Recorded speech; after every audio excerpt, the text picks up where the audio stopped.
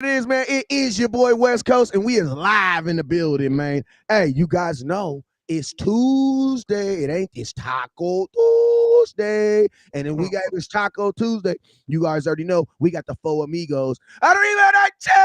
Of Cowboy content here to bring you guys your daily dose of Cowboys Uncut. Brought to you by West Coast Cowboy. Brought to you by Low Nation. Brought to you by the nefarious one himself, my boy from Landlord, Alabama, and that guy that will count your money 2 times, Mr. HTM Sports. Indeed. He counts money 2 times because he don't believe nobody can really count. Hey, man, Nobody count better than him. Exactly. You know what I'm saying? Exactly. You know what I'm saying? But yo, it is that time of the morning where we bring y'all that content. So let's go ahead and do that round robin. But before I do that, actually, let's do that real quick. Real quickly, I already announced everybody, but let's pause for a minute because we ain't been on here for a couple days. And Landlord, it's the 30th, so rent is damn near due. You feel me? So I need y'all to know right now, we don't accept checks. We need money orders because checks will not be clear by the 1st. Okay? Which is what I need you to do this morning. I need you to hit the share button. That's paying that rent. It's time to pay that rent, y'all. Pay it right now. Hit that share button. Listen to me. Also, it's time to play that monetary rent. What is that? I need y'all to hit that star button. Absolutely. Star button over there on Facebook. All the S's. And if you're on YouTube, if you're on the tubes of you, the one that started it all, we need you to hit that old super chat. Absolutely. You know what I'm saying? I need everybody to hit that super chat, and I need everybody to hit that star button. Now, this is what I'm going to do. My boy, I'm going to let Landlord start off today. Landlord going to say up a couple of people over there that's keeping them bills paid. Actually, he going to shout out some people that already paid the bills. These are folks that already shared and hit star. So hit it up, and after that, we'll go through the line, and then we're going to jump right into this content. Okay. Shout out to my people over here rocking with me in the trap. You know, we got all the big dogs over here today. You know what I'm saying? Shout out to Big Dallas 864, Mr. Michael Lockhart, the lunatic in the building, and Common Sense, man. I got more people watching, but they ain't said nothing, so they got to wait on it. You know what I'm saying? Absolutely. Indeed. And hey, man, it's your boy Henny the Moore reporting live from the liquor store. I see Regina Green over here getting drunk on the Dallas Cowboy content with me. Salute to you. Common Sense Lab said he done went to all the channels. So hey, he a real one. Salute to Common Sense Lab. GOAT level, man. Michael Jordan, man. Game 6 type stuff. Brian Kite. The flu game, man. What? No, they said they tried to poison Michael Jordan, take him out the game. So you know, like it was food poisoning game. Allegedly. Hey, Brian Kite, part of the Wrench Gang. I see you, man. Appreciate you. Michael Lockhart, part of the Wrench Gang. Hey, shout out to all y'all. And remember, you know, if you slap the shit out of an Eagles fan, man, you will receive half off all the merchandise inside of the liquor store. So please. No, they can get slapped up. You know, say just don't run them over. But you know, you can get slapped. But you know, hey, please go ahead and use that discount while supplies last. Hey, but shout out to that Cowboys fan who tried to hit AJ Brown. Hey. Heroes are born every day. Appreciate you. Hey, we ain't gonna incriminate nobody, so all we're gonna say, what you say, allegedly. Wow. He wasn't trying to hit him. It was just that he was walking in the street and his car accidentally bumped his car. Okay, that what happened, man. That's what it was. But shout out to them real ass Cowboy fans who take it for real. Hey, Law, who over there helping you pay some bills, man? Matter of fact, man, who over there is helping you who's over there helping you get 100,000 subs? Man, all of the people, man, I appreciate y'all, man. They know who they are. I see them in the chat. Sadiq, appreciate you. Steve Ellis, appreciate you. JC Network and beyond. Sugar Daddy 1 Williams, you know, he's somebody's sugar daddy. So I love to know that. Action Powwow, man. Appreciate you, man. D Shift, let's get it going the best way possible. Cowboy Nation, let's talk about this news that's around the world. Let's go. Hey, I just love how confident we are, because I ain't gonna lie, man. Some of y'all names on YouTube will definitely test your masculinity. You know what I'm saying? It will test our pause, but we appreciate you anyway. we definitely appreciate. We appreciate all the big daddies in the comment. We definitely saying those all day. You know what I'm saying? Stop using your lady's pet name as your cowboy. You get one shot out every screen, like not more than that. Just one time. Neighbors know my name. He said, man, y'all better call me by my name. hey, he send that $30, $50 super chat. You be like, you gonna say sugar daddy then? You gonna say big heavy Cowboy fan. Stop doing this like that, man. Stop doing this like that. Yeah. But hey, man, let's go ahead and jump right into the content, man, because time is definitely of the essence, man. But hey, we got some announcements that we got to kind of make real quick, man. Because listen, hey, shout out to the nation for the support, man. You guys know, it's always our hope to bring you guys the latest and the greatest. And tomorrow we got not even little, something pretty huge, man. We got my guy Kelvin Joseph coming on the show tomorrow. Tomorrow, 7 p.m. Pacific time, 9 p.m. Central. That's Kelvin Joseph, Dallas Cowboys cornerback, out of by way of LSU, by way of Kentucky. Going to be stopping by the feed tomorrow at 7 p.m. So if you haven't heard already, make sure you guys tune in tomorrow. Get your notifications ready. 7 p.m. Wednesday. That's tomorrow, 7 p.m. Pacific. That's 9 p.m. Central. So we're gonna start this thing off. I want to go real quick, just run the line. You got Kelvin Joseph on the line. What do you guys want to ask? A quick question. What do y'all want? What is the question or some thoughts y'all have for Kelvin tomorrow? Then we're gonna go into some other Cowboy content before we get out of here. Let's go. All right, so for me, like my main question for Kelvin Joseph, is he really switching positions? You know what I'm saying? I want to know, is he really going to be a safety or is he just going to be a nickelbacker? It makes sort of a difference. It kind of doesn't because of the amount of big nickel that we do play. We see J-Ron Kirsch play big nickel. We see Donovan Wilson play big nickel.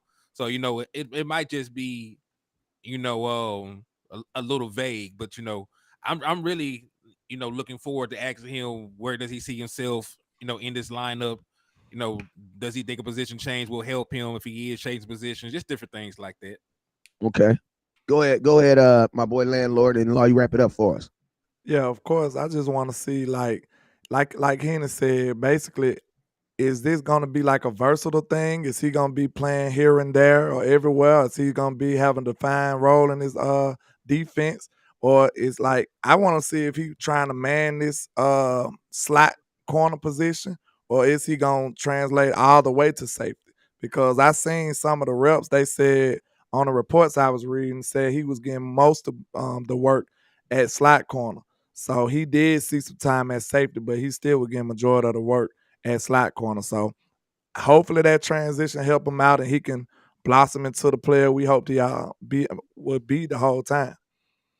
Mm-hmm. Yeah, Law, what's your thoughts, my guy? And also, I'll tell you this right now, we're gonna on this show, I'm setting it up to have a call-in line, you know what I'm saying? Because listen to me, in 2023, content creators supporting content creators is the new vibe, you know what I'm saying?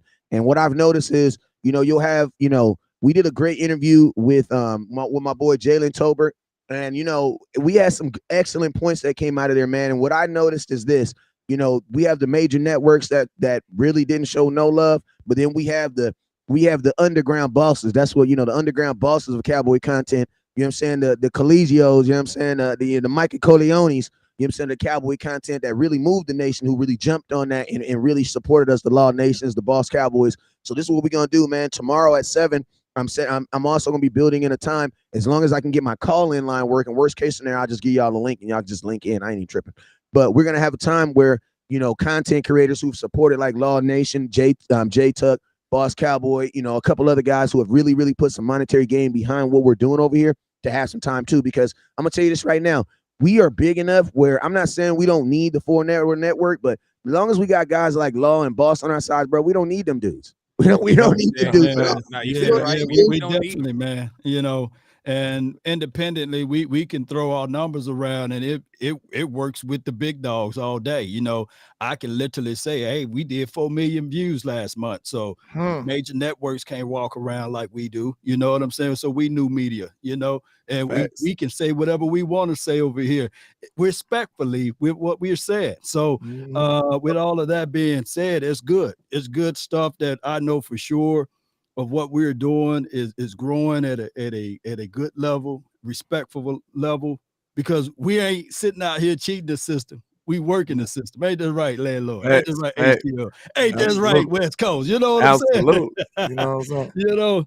You can tell the way we walk. We ain't around here. You know how that goes, right? Yeah. What I wanted from Kelvin Joseph is for him to get comfortable. If people go back and listen to the previous conversation we had about Kelvin Joseph switching positions, as a defensive back is all about comfort. We want him to be comfortable. On top of that, we want him to play with a clear mind. We know the skill sets is there. I've been saying since day one, he is one of the most athletic DB on the team. He just got to see it for himself.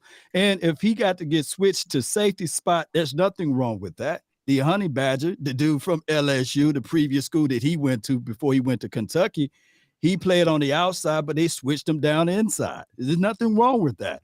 We can go over to even from a safety aspect, Charles Woodson. I'm not saying that Kelvin Joseph is Charles Woodson, but he switched to playing safety. Hey, Rod Woodson switched to playing safety as well. So utilize your skill set, and just because you get moved around doesn't mean that that's the end all. It might actually elevate his game even more. Yeah, could this be our Byron Jones, the reverse style? You know what I'm saying? Could this be the reverse Byron Jones, where he was struggling at corner, where at safety and moved to the corner and became an All-Pro? Who knows? We'll have to just see how it develops. Go ahead. Yeah, and I think too, like the nation has to we gotta as a kid, if you're playing cornerback, man, and they move you to safety. In most schemes, unless you have a defensive coordinator that just knows how to, put that emphasis on playing the position, that growing where you are, like a lot of kids think that is a demotion. Right. But I'm gonna be honest with you, man. In the NFL, there's only 22 opportunities you even have to be on the field. Right. So if a person wants to put you on the field as a kicker in the there's this hospital chain out here called Kaiser. And listen, this hospital chain is so good. I know people like my mom, bro. My mom was willing to take a job as a damn near. My mom got a PhD too, right? She's a doctor. Doctor. You know what I'm saying? Dr. West Coast, PhD, Dr. West Coast, right? And my mom, I remember a time when my mom was so, I don't want to use the word desperate. I hate that word desperate, but she was so turned up, I guess, about getting into Kaiser. Listen, I'll be a janitor. I'll work as a janitor for a couple weeks, for a couple months, and work my way up into the medical. I just want to get in. Right. Mm-hmm. And yeah, man, listen, it's all about being put in position to succeed. No, he tried playing outside corner at the NFL level. It has not worked out so far. You know what I'm saying? So you have very limited opportunities, like West Coast for various reasons, though. Let's because I'm gonna just say something real quick. A lot of times, guys, let's think about this. I'm gonna tell you guys the reason why we never heard of J-Ron Curse, because they had that Harrison kid in front of him. He's a dog. Yeah. And they had that other boy, Anthony Harris, that was in front of him, who was dogs. So when J-Ron Curse came over here, everybody's like, who is he? You know what I'm saying? I'm gonna be honest with you. Kelvin Joseph, imagine the type of cornerback. Even I'm not gonna say it didn't work out with him on the corner, because I think he obviously had it. He needed time to grow in the position. But listen, I'm just saying as of right now, you know what I'm saying? Like it hasn't panned out at this moment. And when you all are constantly bringing in new players, like they brought guys in for free agency, you bring guys in through the draft. You get limited opportunities to prove yourself when you get on the field. So I'm just saying, as of right now, that is a good observation, HTM. Also, you got to understand this, everybody. He was only there at a spoonful of reps, even at cornerback. It's not like he went through 3 or 4 games at that spot and he totally dropped the ball there. I think that even with cornerback spot, it takes time for you to get your feet together and get in rhythm and understanding the speed and the pace of the game. Keep this in mind. Terry McLaurin, year 1 versus my guy Trayvon Diggs owned him, right? Cooked him.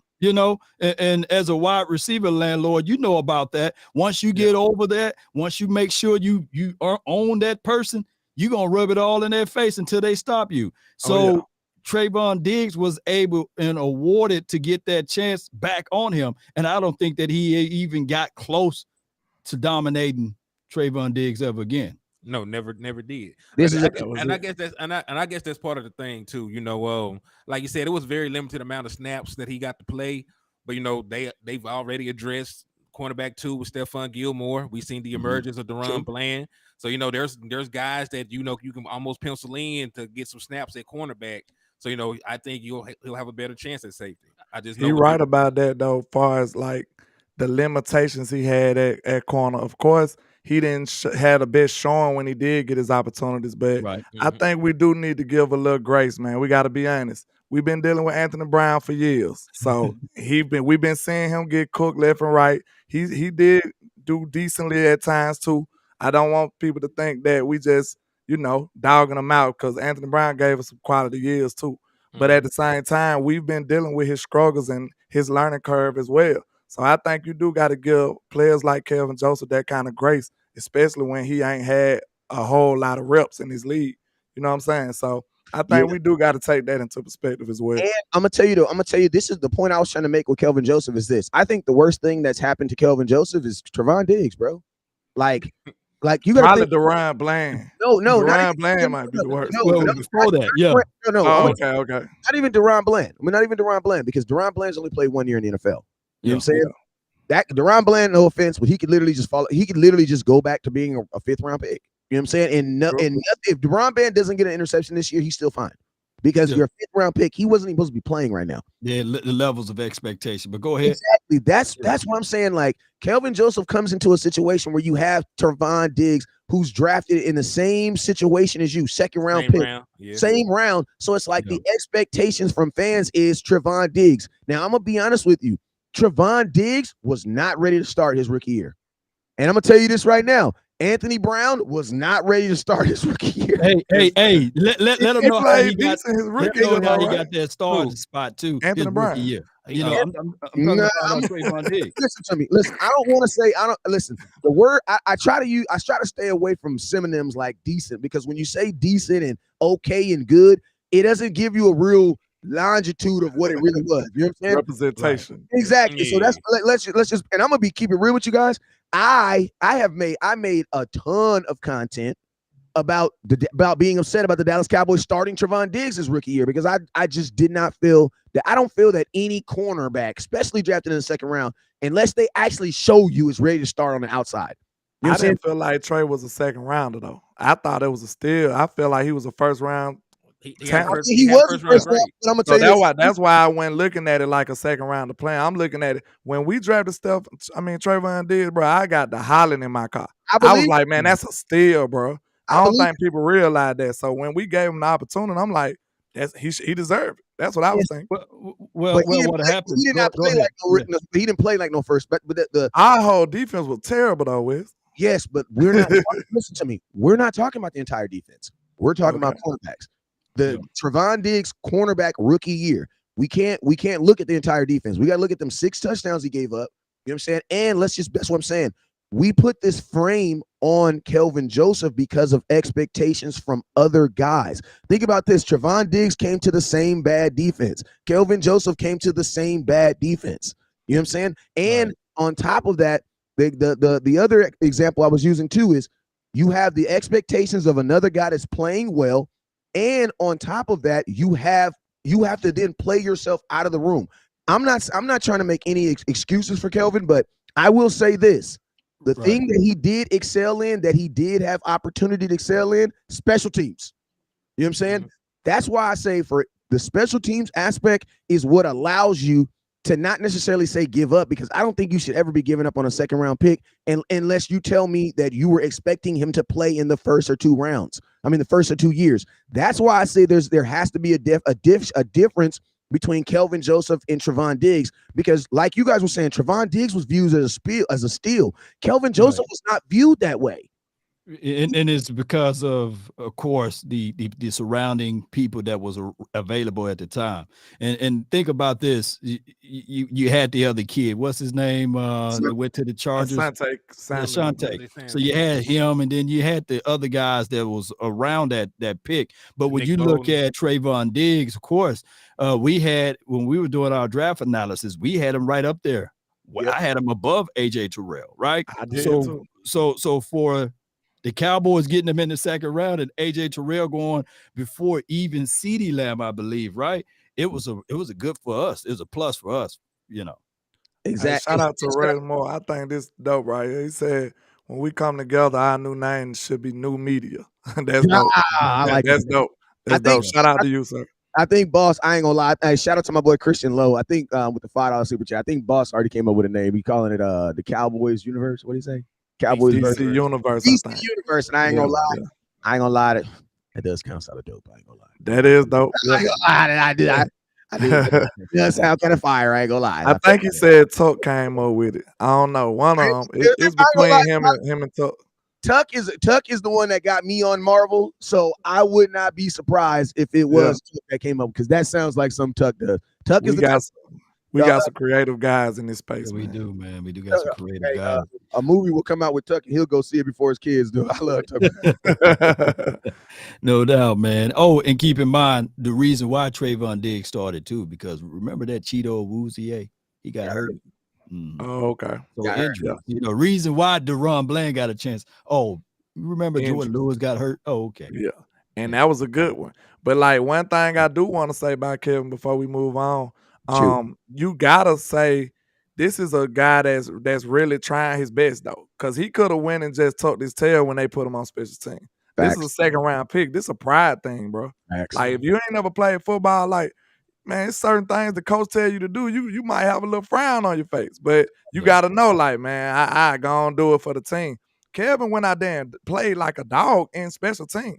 Like, I made a whole video about him, man. This boy going down there gunning wide open, making plays. So, I mean, that right there is a testament. Like, it's a good representation to what kind of heart he got, what kind of fight he got in him. Because I'm telling you, I know plenty of guys who would have went and sat at the end of the bench with a sad face and went and never recovered from that. So I give him a little respect for that right there, no lie. And listen to me, I don't like bringing up people's past and stuff like that, so we already know the obvious, but you know, I think like this. It's like my boy Young Jeezy always say, we always gonna be on, but it's all, you know, the real trappers are defined about a re-up game. You know what I'm saying? How you get it, lose it, and get it back. You know what I'm saying? And I'm gonna tell you, you know, him to even get mentioned in Pro Bowl accolations at any position after everything that happened in the offseason, in my opinion, lets me know that this kid does have the mental aptitude. He does have the mental capacity to go out there and do it. And I'm going to tell you this right now. We can say whatever the hell we want to say, but I'm going to tell you this right now. Have you guys noticed that I'm not going to say the black sheep, because I don't like calling anybody the black sheep, but have you guys noticed in the last 2 years, in playoff games when we needed a play, it's been these very players who we've always wanted to give up on, or we've always wanted to be like, they can't do this, or they can't do this, or they can't do that. It was Anthony Brown last year, and then it was Kelvin Joseph this year. The last 2 years in the playoffs, it has been the two guys that have been who this nation has wanted to give up, who has gotten you the football. That's a great point, Wes. No lie. That's a great point. Anthony Brown 2021 in AT&T Stadium. I'm going to be honest with you. Me and Tuck was right above me, literally standing right above me. And I know I was praying for a turnover. I know, and guess what? We needed it, and they didn't even need to throw the ball. They were up by 6. Yeah. And guess what? He threw a floater. Anthony Brown stepped in front of it and took it. San Francisco, the game in San Francisco, that boy on special teams went down there as a gunner and got that ball for us, man. And then we with that kind of testament to how the nation was kind of viewing Kelvin too, man, because I don't think he got his proper respect for that. That was a big play right there, man. Bro, that was a huge play. I'm going to tell you this like this. That play's so huge, if we win that game, we probably don't even get this interview. Bro, he get that interview, bro. You're looking at one of the biggest plays in the Dallas Cowboys playoffs in the last since what? The 90s. 90s easily, bro. That's a defining moment, bro. Just imagine if he would have been sad, you know, running half speed down the field that play. Because I'm telling you, bro, y'all got to know human nature. That man got demoted, and he still was motivated. That ain't easy. He went down there flying down the field and made a play. Like, hey, my hat's off to him for that. Just gotta make some plays, man. 2023 season, this will be the tell-all year, man. He gonna have to show up because we got other hungry guys that's on this team that need to get a chance too. All right, absolutely. You got Eric Scott and all these young corners coming in here. We gonna see what's up. And you mentioned Scott, man. They traded up for that boys. You know they high on him. Yep. Mhm. Hey, I'm gonna tell you guys some other stuff that I've noticed in the nation too. I was gonna put this up on the clicker, but my guy Overshawn, the linebacker out of Texas, Jaron Kearse tweeted something that I thought was very interesting. He tweeted some with some eyeballs that said he didn't even know that that they played the same position. So it looks like I'm gonna tell you this right now. Position flex in the Dallas Cowboys nation almost seems more important than the Dallas. Like for you to be able to play two positions, in my opinion, almost seems more important than the Dallas Cowboys than you being good at one. You know what I'm saying? Yeah. So it's like versatility. The Cowboys, that's something that they're very, very high here. You know what I'm saying? Especially on defense. Yeah. Yeah, you want to be able to do that, especially when you think about Dan Quinn's. He want to be able to disguise the Mike, and if you got a guy that can play Mike and get onto the edge, this will be even more of a threat with Parsons now. So if you got a guy that's versatile, then we will see this defense scale even more. And that's why we even like the Mozzie pick, because now you got a guy that will play one tech, but now he's going to be introduced and playing three tech. So this is going to keep everybody on their heels.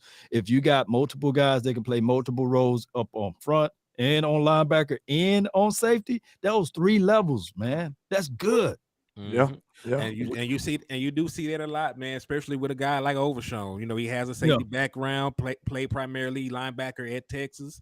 And you could really say the same about Jaron Kearse. Even though quote unquote on paper it said he's a safety, that boy got the green dot. He's in the box a majority of the time. They bring him on pressures.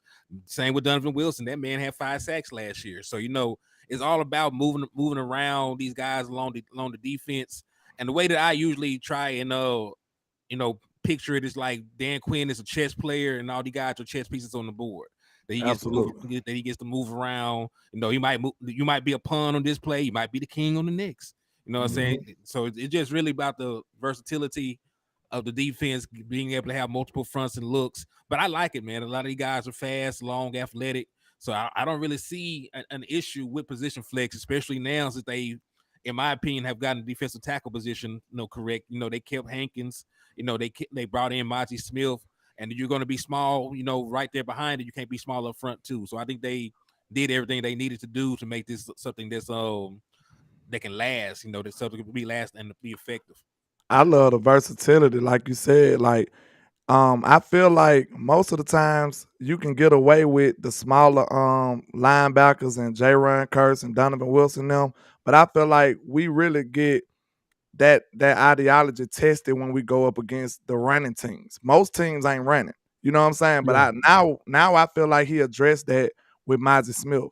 Now he gonna be able to stuff them up so the guards won't be able to get to the next level. Now our smaller hybrid safety linebackers can go in there and make some noise. Because like I said, we got to get ready for the boss fights. The boss fights is the San Francisco 49ers and the Eagles. Them the guys that run the ball.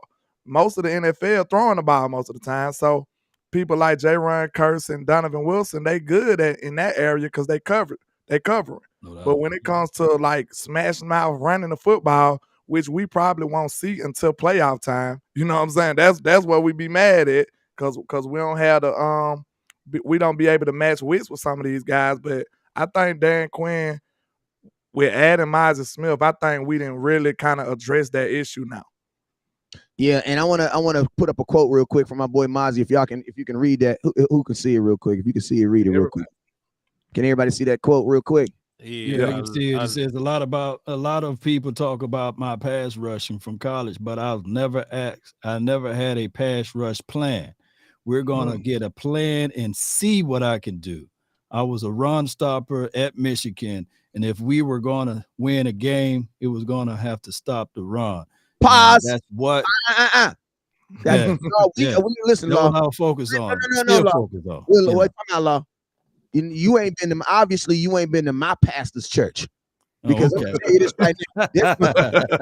Listen to me. It's some stuff. You see when it's red in the Bible, that means Jesus talking. Okay. I need you to run that sentence back, young man, because your grade's over. Somebody's salvation. Somebody needs to hear that, Law. Okay.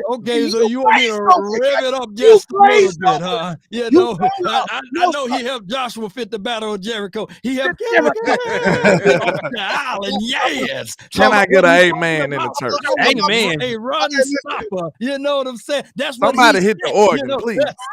And he said, Somebody hit and the if we were going to win the game, amen, slap your neighbor and tell him if we were going to win the game. Yeah. I was going to stop the run.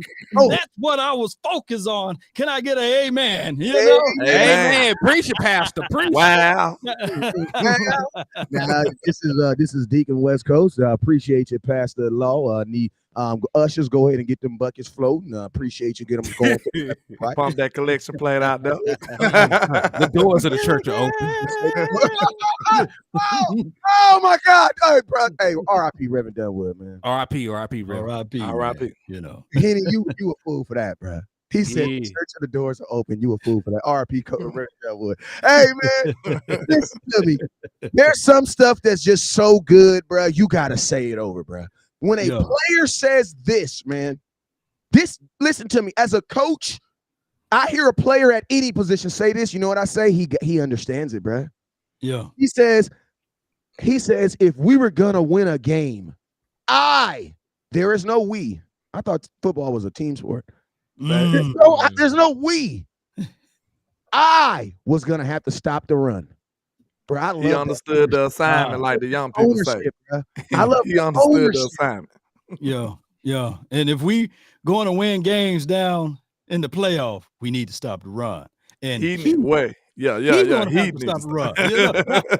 Yeah. I like that accountability, man. That's coming from a rookie. He understands, like, he don't have to have the shiny, glamorous stats. All he got to do is the dirty work, and it sounds like he ready for it. He here for it. I love to hear that coming from a defensive tackle.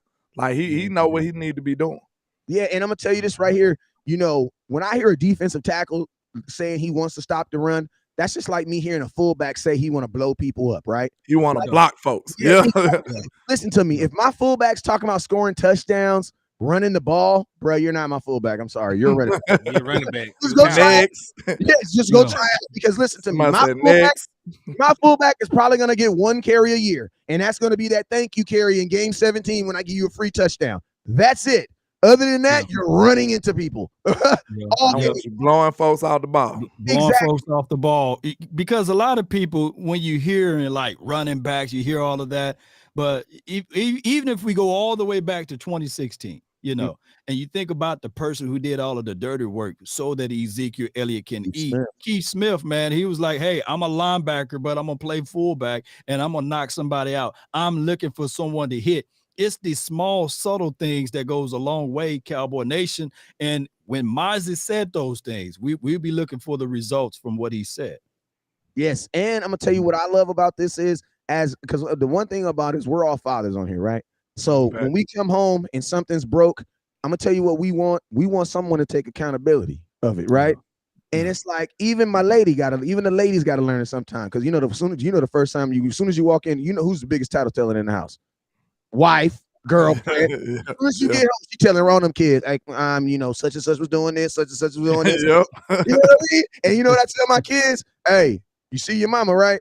She a snitch, right? You see her, right? You better know what you're supposed to do because your mama gonna tell on you. You know what I'm saying?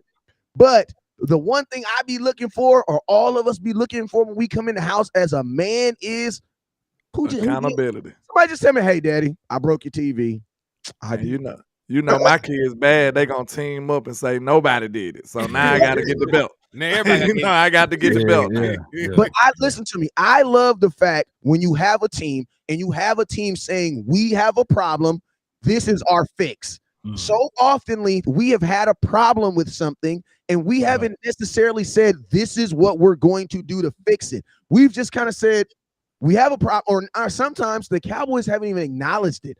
This is probably the first time in years I think that the Cowboys have clearly acknowledged we have a problem stopping the run. At least go find someone who has a responsibility to do that. Now I'm gonna tell you this right now. If it doesn't work, you technically can't even get mad at the Cowboys. You want to know why?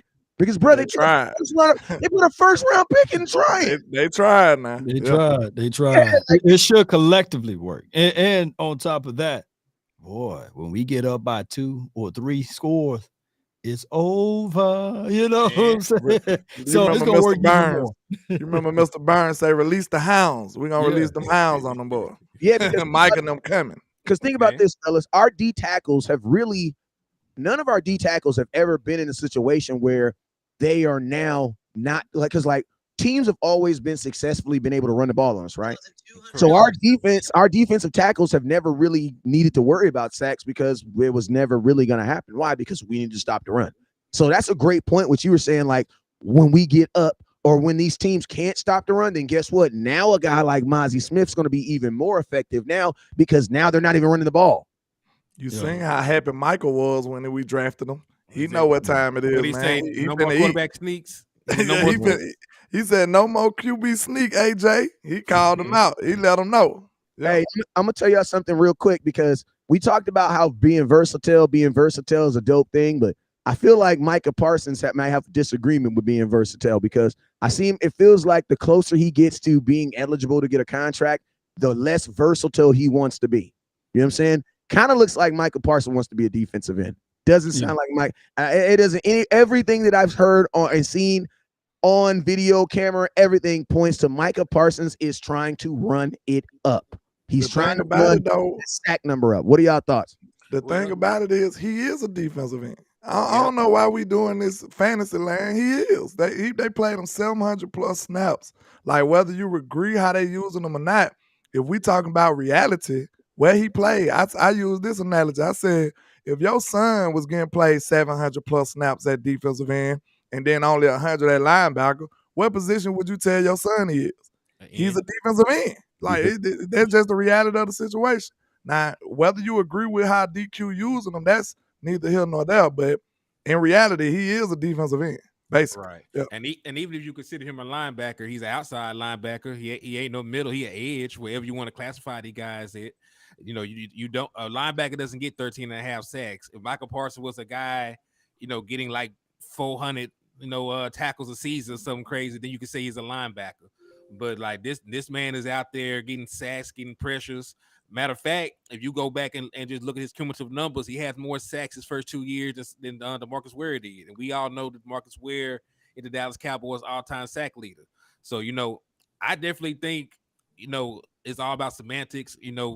Linebacker money is not the same as defensive end money. Defensive end are getting like wide receiver kind of cash. You will find only one linebacker is going to make $20 million a year this year, and that's Roquan Smith. So if anything, I think Micah Parsons want to make sure that he's going to get that bag, he get enumerated as he's supposed to get enumerated, because just be honest with it. At the end of the day, we can't always say that the Dallas Cowboys front office handle these contracts the best way. You know what I'm saying? Like we seen them try a penny pitch and try to get guys to sign deals for below market value. I think Micah Parsons just trying to set himself up so he doesn't have to worry about it. It was kind of alarming. It's gonna be quick. It was kind of alarming to see Stephen Jones act like he ain't care what position he played. Yeah, right. Like, cheek man. Do you care? Like, don't lie to us, sir. Yeah, this is what I also think too. Like, I think Micah Parsons knows that the Dallas Cowboys will have no problem making him the highest paid linebacker in football. Like, I think he knows that. But we're gonna have to see that though. The Jones is gonna do the Joneses thing though. But keep going. Bill Jones. No, what I'm saying is, think about this: if Micah Parsons is the highest paid linebacker in football, he just shorted himself. That's what I was saying. Like, it's a kind of a trick question, right? It's a trick answer, right?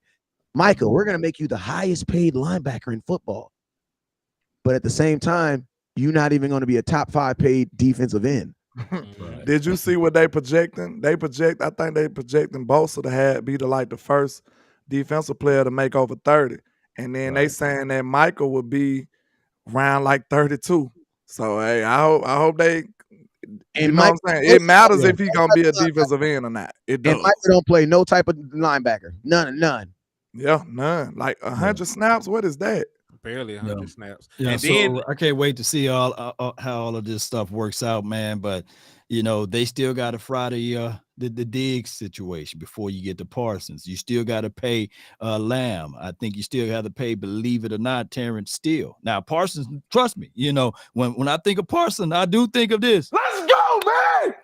Let's go. Yeah, let's go. Yeah. You know, just hearing Parsons make you want to put on the pads and play. But you got to still do your priorities first, right? You still got to make sure that you re-solidify that offensive line with Terrence Steele as well as with Lamb, with the wide receiver and Diggs. So how you think that they're going to work that out before Parsons? Well, this is the thing. You need to a priority, though. I was going to say this real quick, just so. Really should pay Dak first, and I'm going to tell you why. Just from a financial standpoint, getting an extension done with Dak Prescott will save the Dallas Cowboys anywhere between $26.2 million and $39 million against the cap next year. So you know, like you theoretically will free up enough cap space to sign all those guys and a free agent if you wanted to. You know what I mean? Point. And then you get another $10 million on June the second from Ezekiel Elliott. So the Dallas Cowboys are swimming in money. Don't let them lie to you. That's the order of operations they need to be in, though. That's a great point. That's the house note that need to be paid. And I'll tell y'all the thing about the Dallas Cowboys too is they need to stop viewing the number one thing the Cowboys need to do is they need to stop viewing Dak Prescott as all these other guys. You know what I'm saying? Because at the end of the day, Dak Prescott's contract becomes like, even if you had nobody to sign, you still need to do Dak Prescott. Like Dak Prescott, like quarterbacks need to be literally taking out of the equation of everybody else because their position is so much more important. You know what I'm saying? And so then the market's so crazy. Exactly. So it's like no matter like what you do with Diggs should have nothing to do with you do with Dak because Dak still has to get done regardless. Regardless. You know and it's like the thing with Dak Prescott is, you know, the Cowboys restructured, which I think was crazy because instead of vying from a restructure, you should have just extended him. Why? Because you would have had more money right then. Right then. You'd have more money right then. So think about this. Even like we're gonna literally restructure Dak because you're gonna have to at some point. They're gonna extend him at some point, and then we're gonna have money after we leave the store. Like imagine you going to the store, to the candy store, asking for all this stuff. Your mama's like, I ain't got no money. You crying, walking out of the store. Then she get in the car and she be like, here, shut up. Take this $20. What is that going to do for me? You're not going to take me back to the store. But you already know how it goes, Wes. Here's it go. Here's how they sound. But Wes, you're wrong. and Dak Prescott is trash, and we keep losing because of Dak Prescott. He's the reason why I would not extend him. We'll be more doom and gloom. This is where I think people we need to bring it down to layman's terms for the market. Because I don't think people really be getting the idea of the market. Like I look at it like, okay, you ever bought a pair of Jordans? I don't know if y'all ever know about Jordans. They cost a certain amount. This is my point. True. They cost a certain amount. It don't matter if you like them or not. They still cost this much. You know what I'm saying? You might be in love with this pair. You might hate this pair, but they all cost a certain amount. That's the market right there in a nutshell. You're going to still have to pay $200+ for them, whether you love them or you hate them. Although you got to pay it, you got to also want it, though. You know, that's the thing. So do the Cowboys really want Dak Prescott? You know, that would be the whole conversation, because if you want it really, you know, you would have did the extension earlier. Not saying that the Cowboys don't want Dak Prescott, but collectively their actions speak like, hey, you know, let's see how this season go before we get the chance of extending him, and what that price of that bag gonna do if you don't.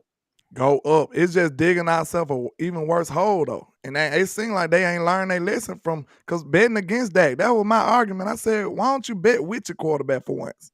Yeah, they've been betting against Dak the whole time. And what he been doing? Tearing them up when it comes to the money. Tearing them up. I'm going to say this one thing real quick. Talk to me. Do we know that they didn't try to give Dak Prescott an extension? I don't believe they did. Well, it takes two to tango. It takes two to tango. And like, why would Dak Prescott rush to sign a contract with them anyway? Why wouldn't that get leaked out? And then his agent ain't gonna want to be jumping the gun either. And you know who his agent? His agent is the same guy that signed Pat Mahomes, right? You know, they work with the same conversation, right?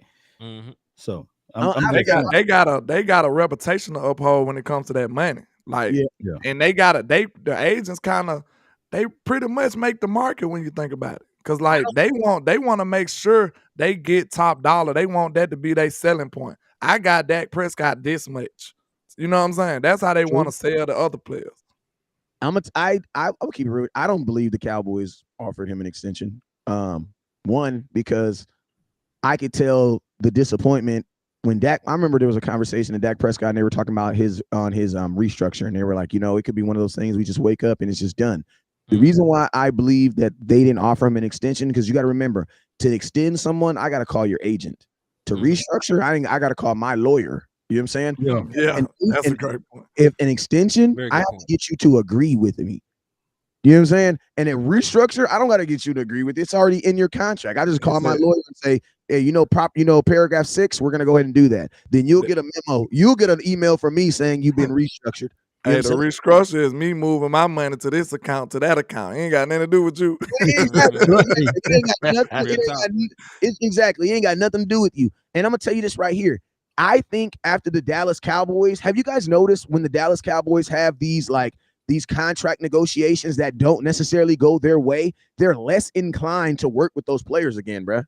Like, I'm just being real with you. Like, they're less inclined. Like Dalton Schultz, they weren't able to get a deal with him on him last year, and guess what? They were less inclined to try to get a deal this year. You think that's Tony Pollard fate coming along down the pipeline? Well, let me finish this. Let me finish this point, and then I say this. Okay. I don't think the Dallas Cowboys ever want to do a deal with Zeke's agent again, and I don't think the Cowboys ever want to do a deal with Dak Prescott's agent again. Why? Because they didn't win on the deals. Right. And Arsenal really won. Yeah. They didn't win on neither one of those deals. They didn't win on Dak's. They didn't want to make Dak. They didn't want to give Dak that money. Now, let me ask you this though, Wes, because David Cantor is D-Law's agent, and he whooped him up three times. Mopping the floor with them boys. He's mopping them. And David Cantor is not a guy that will hold his tongue. He would let them know. He was like, we all know that the salary cap can be manipulated, and y'all are bullsugaring us along with this whole process. And keep in mind, there's future money. So what you guys got to do is, and I get the people that's going to hate us about talking about the contract money with Dak Prescott because they think we are all Dak Prescott apologists. But no, this is how this thing goes. If this particular Dak Prescott get extended, it's not going to hurt because this salary cap about to do what in the next few years? Jump crazy. It's gonna go crazy. So it'll be wise for the Cowboys to go ahead and get in front of this before the other kid get his bag that plays in Cincinnati land, and before anybody else get their money, because now you will be in on the front end of it, and you can start working and utilizing Terrence Steele, because you think Terrence Steele going to want less money than what Big La'el Collins got? Nope. Hey, shout out to Mr. Anthony Gonzalez. He says, my appreciation to Law and your channel. Congratulations on 100K, Law. Hit on Law Nation Sports, heads up. Appreciate the $20 super, man. I appreciate you. Appreciate you, man. Indeed. Appreciate you. Yeah, and I mean, I think it's, the contracts are all solid, but I say it like this. Like, I think the number one thing that people fail to memorize is this. If you don't do it right, you don't have his skill set. Like, and I think that's like the biggest thing that it's like, that's the thing that people you don't miss it until you don't have it no more. Like when you have Dak on your team and Dak is playing quarterback, it makes you think that, every quarterback is going to play at least this good. But privilege is invisible to those who have it. I'll say this right now. As soon as you don't have it, you instantly miss it. Like, I'm going to tell you, I'm a good example. A kicker. We didn't know what the hell a good kicker was until we didn't have one. You need it. Have one. But guess what? I think since Dan Bailey's left, I think we all have a firm grasp on the importance of a kicker. I always said this. If you know your kicker's name, that means he's really, really good or he's really, really bad. There's no in between. Look, do you think it go down to the smallest detail, like to long snapper too? Because we just changed our long snapper. Like, he do a mistake. Now we like, dang, what happened to our good long snapper? Do you think it go down that far? Well, LP, I think LP retired. He was our snapper. He was our snapper for like 16 years. Yeah. In positions like that, I think, and when it comes to positions like that, I think it has to do with your relationship with the special teams coach. Like, you're not gonna tell me you couldn't have upgraded your long sniper in 16 20 years. I mean, I think that they got rid of him because he was in this politically, me speaking, you know, you can say whatever you want, you know, he was going to get that record for the longest tenured player, snap player on the team. And I think it was going to trump a certain other player number there. But that's a whole nother storyline. It was no reason to get rid of LP Lattisaw. You probably don't want your long snapper to have that record either. That's you think about it. Yeah. My question is, I mean, do you want your quarterback to be your all-time passing leader? Because I mean, they stopped Dak from doing that. Dak was 6 yards from breaking the Dallas Cowboys passing record. 6 yards. You know what they did? They stopped them. They pulled them. Man, they love those numbers, man. I'm about Dak. Yes. 2019. I thought that was just an admirable thing Dak did. You think they just did it? They pulled him. He did not want to go out the game. Bro, I didn't know that. Landlord, think about this. That was the same year Dak was trying to get the bag, bro. Yeah. Imagine the Cowboys trying to pull, we don't want to play the all-time passing leader. Yep. Most yards in a singular season. You know, imagine trying to not play that guy. And he went off that year. The team just didn't do that great all together. But did you see that they actively went and got him the most passing touchdowns in a season after they paid him? 38. Because he ended up getting that. He ended up throwing 5 touchdowns against the Eagles. They kept got to get that confirmation. Yeah, they kept him in there when they didn't have to at that point. But you know, when they were trying to negotiate his number, try to keep that number down a little bit, they went ahead like, yeah, you come sit over here with me, Dak. I think it's an element to that privilege that we talk about with Dak too. And there's a lot of people who, you know, they probably won't agree, but I mean, look, since you had Dak Prescott, your team been competitive. I don't know if you realize that it's teams that would love to be competitive, just to have a seat at the table. There's a lot of teams that don't have that luxury. And Dak been giving you 10 plus wins every year. You're not gonna win the Super Bowl every year, man. Most GMs want a seat at the table or a chance in the fight. That's what most teams want. Hey, that's a great point. I'm gonna tell you, I'm actually dropping a video today, Lord, and it go like this. And I got an opportunity to interview on El Paso ESPN 600 radio. Shout out to them. Congrats on that too, man. Salute. Yeah, shout out to them, and shout out for Cowboys packages, man, for making all that mess happen, man. Treat the boy real good. Appreciate y'all. Y'all need them Cowboys packages. Y'all need to highlight them boys. Matter of fact, I'm gonna drop a link later. But man, you know, I look at wait, time out. Where was we going with this? I lost my point real quick. I was talking about how privileged we are with Dak winning the games and stuff. Okay, my mind went blank. My mind went blank. I was basically saying like how GMs want to sit at the table of being competitive most of. Oh yes, thank you, Jesus, thank you. Yeah. So yes, bro, on air, they asked me, in your opinion, were the Dallas Cowboys successful last year? And I'm gonna tell you this right here. I think that's one of the hardest questions to ask because you have to answer it in 2 ways, right? And I answered it both ways. In Landlord, I basically said what you said. Like I said, and I'm dropping this video today. I said, you know, from a fan standpoint, any year that you don't win a Super Bowl, you feel it's a failure, right? But from a business standpoint, on the other side, and from a content creator's standpoint, I actually feel like last year was a success because your team did actually get better. And shout out to Anthony Gonzalez with the $20 super chat on Law Nation's page. It was a success. You know what I'm saying? But at the same time, it's always about your perception. Because think about this. You don't hear Eagles fans saying that last year was a failure. You don't hear. You know what I'm saying? And think about this. And what it really comes down is this. The Dallas Cowboy fans, ours as a general, we come into NFL seasons with a higher expectations than anybody else. You know what I'm saying? And even looking at the NBA, when you have like the Memphis Grizzlies, one would think that would have been the biggest debacle of the NBA season. Like, bro, they were a team that was projected to be in the Eastern Finals. Their star got suspended twice, and they got bumped in the first round. You know what I'm saying? So it's like, you know, the Cowboys, and that's what I said on air, like, the Cowboys, we just have that expectation. Even if we don't fix the problems from the prior year, the expectation is still for the Dallas Cowboys to be competitive and to compete for a championship. I love it, but guess what? It's a gift and it's a curse. Every year we are expected to win. Not just look, people say, can you at least get to the NFC championship game? No, that's still not good for us. You know, look, Danny White, how many times he went there, you know, and look how they raked him over the coals.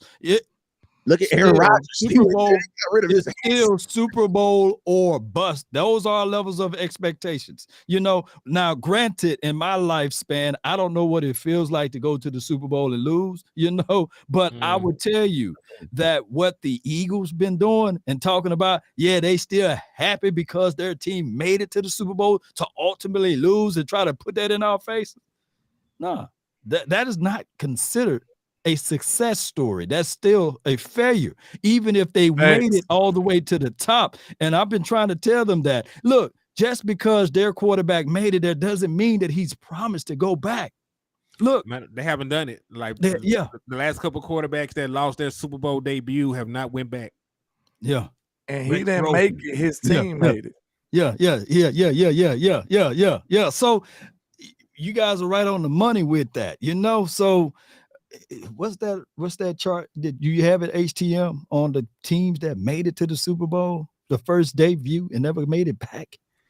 I have it here somewhere. I got it on my phone. Matter of fact, let me get. at the end of the day, the Super Bowl is the hardest. It is the hardest championship. It is the truest. It's the truest champ. It's the truest. I would say that in the World Cup, man. The World Cup are by far the two hardest trophies you can win in all of sports. And listen to me, we're not trying to put no excuses on anything, but we're trying to set realistic expectations, because I think sometimes we be killing ourselves. You know what I'm saying? Like, we be killing ourselves, like expecting, and some of this stuff, like, we allow other people's success to kind of dictate the success that's supposed to happen with current guys. Like, and I think that's how we even started this conversation off with Kelvin Joseph. Like, you know, other guys' success before them will kind of put those expectations on them. And I'm gonna tell you right now, I'm gonna tell you a guy that's gonna fall into a trap is a guy named Deron Bland. Because I'm gonna tell you this right now: if Deron Bland only gets one interception this year, fans are gonna look like he fell off. Yeah. So I'm telling y'all this right now: be prepared for that, because there's film on him now, so he may not get all the interceptions, but it doesn't matter. He fell off. Fans, man, they were saying last year, "Hey, man, Deron Bland, technically, he's better than Trayvon Diggs." I said, "Come on, man." Come on now. You know I'm huge on Deron Bland, but I ain't gonna say nothing crazy like that. That's too far. Yeah, but I think long as he have a solid year, you know what I'm saying? I think that'll be decent. You can't really expect corners to just catch interceptions that high of at that high of a clip on a regular basis. Like, you even seen Trey interceptions go down tremendously. But I just made an argument on my show that I think it might go back up this year for Trey. Because you got somebody on the other side that demands respect. So, hey, they might have to take more shots at Trey this year. So, you know he's going to catch them if you give him a chance. All right, so I got that list pulled up. So all these quarterbacks have lost their Super Bowl debuts, and none of them went back. So we got Stan Humphries, Neil O'Donnell, Drew Bledsoe. As we know, he went back as a backup, but not as a starter. Chris Chandler, the late great Steve McNair, Kerry Collins, Rich Gannon with the cannon, Jake Delhomme, Donovan McNabb made that one Super Bowl appearance and never went back. Matt Hasselbeck had that one good year. Rex Grossman, who we know was not a good quarterback. We know Cam Newton too. Colin Kaepernick, then Cam Newton. Matty Ice, had a chance to win Super Bowl and Super Bowl MVP in the same year, and they gave that game away literally. Jared Goff, who has switched teams since then. Jimmy Garoppolo, who has switched teams. The still young Joe Burrow, and then Jalen Hurts. I made the case. I said, for all we know, Jalen Hurts might be Cam Newton. Who knows? And Cam had him MVP. Yeah. So everybody going head over heels for it, you know what I'm saying? But you never know. That's why I told you when I did my quarterback list, longevity and, a proven track record, that kind of trumped a lot of the other stuff. Now, maybe they high right now, they trendy right now, but that don't mean that they're gonna be able to sustain that level of play.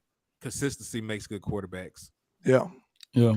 Hey, and then just to piggyback off of everything we said, like, we also got to think about this. Like, at the end of the day, when it comes down to your quarterback and making plays, Dak Prescott and you winning a Super Bowl at the end of the day, if you guys notice, it's not really even being put on these quarterbacks. You know what I'm saying? Because if you go look at the Super Bowls that Patrick Mahomes has played, even the one where he got the MVP, there was other guys that actually played more important roles in those games. Like, let's just be real, that first Super Bowl, the first Super Bowl he won, the MVP of that game should have been Damian Williams, the running back, number 26. Yeah.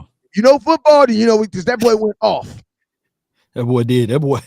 He went off, killing it. bruh. In that game, they were down. You know what I'm saying? So it's like, I think we have to understand that one, it's not just gonna be Dak. Dak might think about this. You might just need Dak to do what he did week 1. You know what I'm saying? Have that not week 1, but have that first playoff game. Like we shouldn't have needed Dak to do the same thing 2 weeks in a row. Like at some point, football. Look at the 49ers. The 49ers. Look at the Eagles. The Eagles, they won one way versus the Giants, and then they totally won a totally different way in the damn versus the 49ers.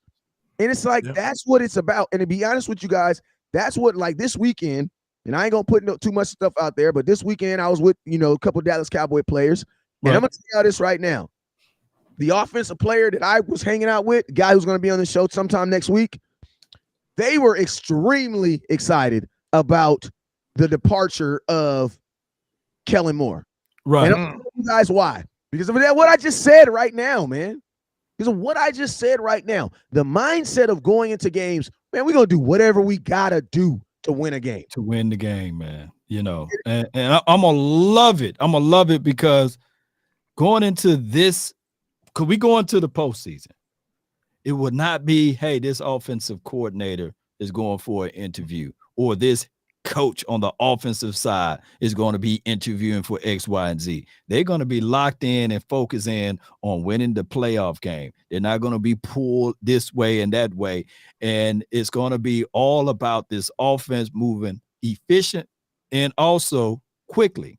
I love that interview that you guys did with Jalen, because now we will be able to see an offense that's moving with an authority and with a purpose and a reason. Yeah, he said a detailed, determined fix. And like I said, that's why I got it. When y'all did that show with Tuck, that was a great point that Jay Tuck did, man. Shout out to him, because he was like, you can tell that's coach speak. Like a player ain't just coming off the top of his head saying that like that. You know what I'm saying? A determined, detailed fix. That ain't what he's saying. That's whiteboard material right there. So that's exactly what's going across the locker room. That's the message that they drilling in their head. Yes. But shout out to Ant real quick with the 199. He says, if you love Cowboys, you should want that extended. And B Bird made a good point when we was talking about the records, the nefarious activity on the records.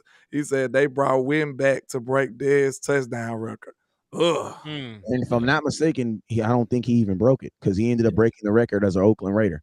No, he broke it for the Cowboys. He did? Oh, they made sure he got it. Remember, because he came back. He came back. Oh, but I thought Dez. But you know what? You are right. Dez has more career touchdowns than him, though, because he got the 3 in Baltimore. That's what that's what I'm thinking. Yeah. But hey, and I'm gonna tell you the reason why. I'm gonna tell you why they care about those records, because in 20 years, nobody's gonna really know who Jason Witten is, but they're gonna say he's the Dallas Cowboys touchdown leader, and you can buy his jersey. You know what I'm saying? You can't really, at the end of the day, a large parts of this has to do with jersey sales, because, when you go into these AT&T stadiums, that's why the Cowboys like putting guys in these uniform numbers. There's a reason why CeeDee Lamb was going in that 88. You want to know why? Because there's no money to be made with an 88 with nobody in it. Why do you think listen to me. I'm pretty sure Stephon Gilmore wanted that 21 like Dion, but I have a feeling if we really pulled him to the side, I'll be like, Gilmore. Hey, man, come here, man. Hey, come here. No, real quick. Hey, Gilmore. Hey, Law. Let me holler at you, good Law. Hey, Law. Yeah. Hey, you really want that number, Law? Hey, man. Look, it's gonna be a CeeDee Lamb situation, man. Jerry, you really want that Jerry, man. Hey, Law, just tip your hat. If you do, if you ain't got to snitch, you ain't got to snitch. I'm just saying, if there just so happened to be another number like your number at South Carolina that you probably could have wore in Dallas, just keep breathing. Don't do nothing crazy. Keep breathing, because I know him. I mean, you're a grown ass man. I mean, Stephon Gilmore, you're damn near 30 something. So maybe you do want to end your career, talking about Deion Sanders. I mean, you got kids. I would think my final year, I want to wear my college number. I mean, I got kids and stuff like that, but I'm just saying, maybe it's a coincidence. I don't know. We understand. Hey, J-Rock, you really want to wear that 0? Yeah, man, I want to wear that 0. Well, you're gonna have to buy all the inventory. I was just about to say, go to the pro shop. I can't even go to the pro shop and find J-Ron Curse. Somehow somebody got $10 to $15 million worth of inventory. You still want that money? You still want that 0? And I think that was financial. I was just about to say, I think that was financial because he backed up off of that. He said, "Nah, I'm good on that, bro." I gotta get on down though, man. I gotta get back to work. Last statement, then we're gonna let you out here, right? Well, if you gotta go, you gotta go. Hey, same thing I told you about Jalen Smith, and this is something truthful. Jalen Smith it was not his idea to change his number to number 9. That was not his idea. And I told you guys that. The reason why I told y'all that is because everybody was killing his ass for it. You know what I'm saying? Jalen Smith. Romo number. Yes, Jalen Smith changed his number to the number 9 and did not have to pay for it. You want to know why? Because Jerry Jones knew that there was more money in having that 9 on the field. And then guess what? As soon as Jalen left, what did they do? They gave it right to Turpin. So y'all think the rookie gonna get it then, right? Overshawn, right? He gonna be 0. Somebody Zero gonna have to sell, and it's gonna have to be somebody that's spectacular enough to get that number rolling. You don't print. Listen to me. You don't print that 0 or jersey up until Law said exactly what he said. That's what I'm feeling like. That's why I asked. They waiting. That's why. That's why I asked the question. Genius, man. Nobody. Because think about this. Nobody's ever had that number. So right. If you pay up all these jerseys and he don't play, who's gonna buy those jerseys? I tell you one thing. If he do get 0, he gonna play. They gonna put him on the field. No doubt. Hey, man, we got to get up out of here, man. You guys already know what it is, man. Hey, Henny, let them know where you hail from and let them know where they're gonna find you at. Yeah, man, it's your boy Henny the Moore reporting live from the liquor store. I appreciate everybody that tapped in with me. Show love to the channel. Wes, landlord, Law, always a pleasure. Thank y'all, and I will see y'all later on. I'll probably be live later on about 6 today, so tap in. Hey, and also real quick, I'm gonna let Hitty go so we can get these last little things out. Also, real quick, we have the interview tomorrow, Kelvin Joseph, Wednesday, 7 p.m. and that's 7 p.m. Pacific time, and that's 9 p.m. Central time. And I'm gonna tell you this right here. This is what we're gonna do. We interviewed my boy Jalen Tolbert last week, and I'm gonna tell y'all what we trying to bring these guys to the nation, and we ain't being stingy with it, man. Because listen, we just gonna set the interview off, and after we set it off, guys like Law and Boss, they gonna get right on it, and then they just how your mama cooks something, but then it sit out overnight, and then you eat it and marinate for a little bit. You wake and be like, damn, it tastes even better. That's what we doing with these interviews, bro. We don't need ESPN. We don't need Fox Sports. We don't need those guys. As long as we got guys like Law, Boss, J Tuck that's putting our interviews and stuff like that, we don't need them dudes. You know what I'm saying? We don't need them. You know what I'm saying? So tomorrow, make sure you tune in 7 p.m. to watch the Kelvin Joseph interview. At the end, I'm gonna have some content creators like my boy Law Nation tap in so he can get a couple questions and things like that, because we sharing the wealth. 2023 is about content creators supporting other content creators. We've done 7-8 years of supporting the fans and supporting the nation and the Cowboys. I'm gonna tell you this right now. 2023, I'm supporting the other guys that's working just as hard as me, man. So we eating. I appreciate you. Law, congratulations on that 100 band. Man, let them know where they can find you. Well, they know he got 100,000 subscribers. So Let's go, man. Let's go. Obviously know where to find Law Nation. But if you don't know Law, you've been sleeping on a rock. You ain't a Cowboy fan if you don't know Law, I guess. Hey, this boy Law Nation said if you Google the Dallas Cowboys, my name coming and our names coming. I didn't even know that. I Googled it while he said it, and I was like, that boy ain't no joke. I said, this fucking Law crazy. But hey, Law, let them know when you're going live again, my boy. Hey, and will you be able to slide in on the end of that interview though? Yeah, I should be able to slide in, but tomorrow I will be live on the show with a group of ladies, and we will be doing some good excerpt of information.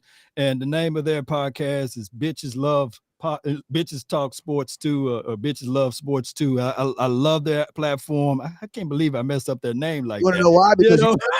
you know why, Law? You know why, Law? I'll try not to mess up the name. Listen to me, Law. The professionalism in you kicked in when you was trying to say their name. But you got to remember, Law, that's their name, not yours. They did it to themselves. They got a phenomenal platform, man. I can't believe I just got a hard time saying the name. You know, I only get like 3 or 4 cuss words a day. I done ran through them all. but they love sports too, man. And they got a great job, man.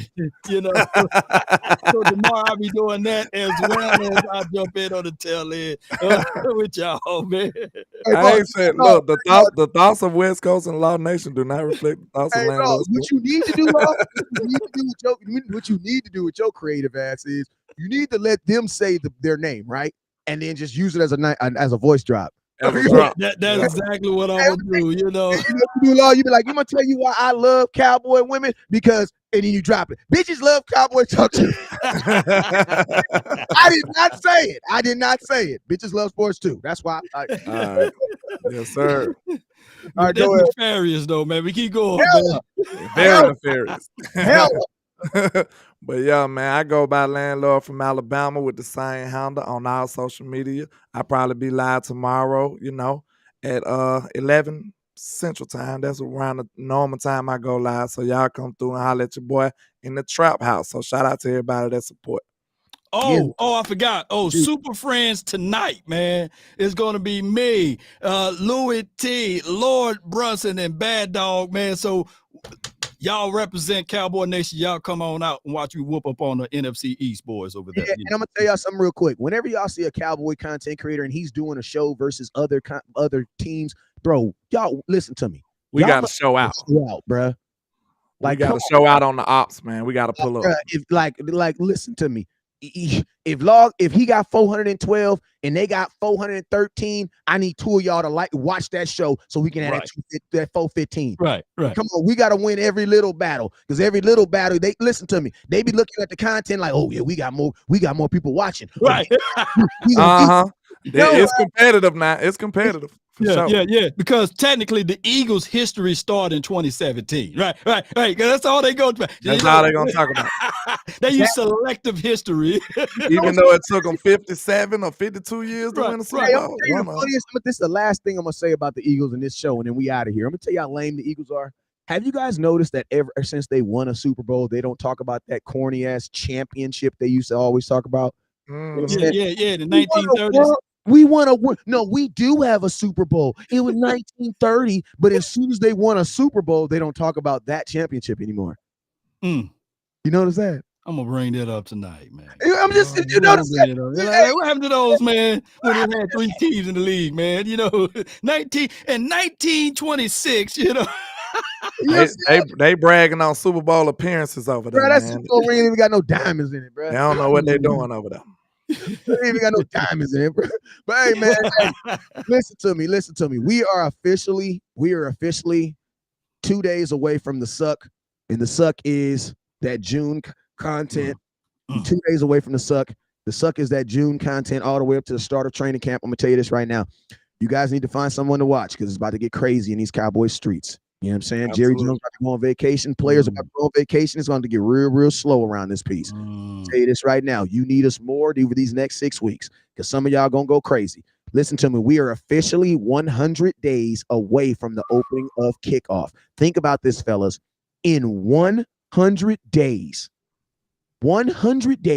from today, bruh, we're going to be kicking off the NFL season, bruh. We almost there, bruh. We're almost there, bruh. We're almost there. Just don't nobody count your days in your head. Don't say them out loud. Sleep it off. We're going to get through this together. You already know what it is. Never look down because the stars up.